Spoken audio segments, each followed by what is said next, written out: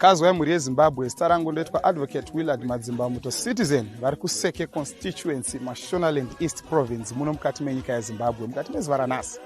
Tati tikurukure takatarisana nema-war veterans edu, ma-war collaborators edu, varwi verusununguko vakabatsira kuti nyika yeZimbabwe tive nerusununguko rwatinaro mukati mezuva ranhasi. Chekutanga tinoda kutenda zvikuru nemhaka yekuti makatora upenyu hwenyu sechinhu chisina basa. Vamwe vakatofira kuhondo havana kudzoka, vamwe vakatorega zvikoro havana kuzowana mikana yekunodzidza, vamwe vakatoremadzwa even mukati mezuva ranhasi. Asi kanerombo rakaipa patinotarisa kana patiri kutarisa upenyu hwemakomrades edu 43 years tapinda mukati meindependence. Tarirai misha yemakomrades zvayakaita, tarirai minda yemakomrades zvayakaita, tarisai chimiro chemakomrades zvachakaita mukati menharaunda mukati menyika yeZimbabwe. Mukatarisa even dzimwe nyika even dziri muno muAfrica panova nechiremerera chikuru kuma-war veterans, asi tikatarisa mukati menyika yedu yeZimbabwe hazvina kumira zvakanaka kuma-war veterans edu. Onai matsotsi asina kuenda kuhondo ndiwo vari kudya utesve nehuchi hwenyika, imi makomrades musina chamuinacho.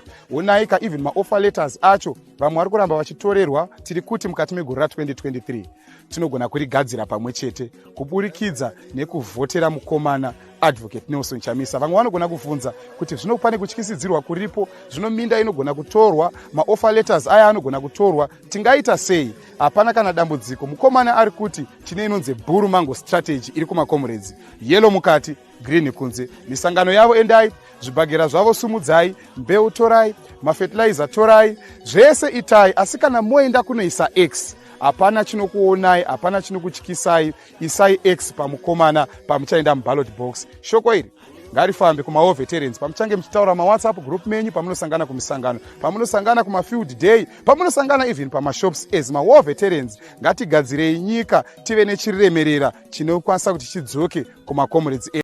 Kazwa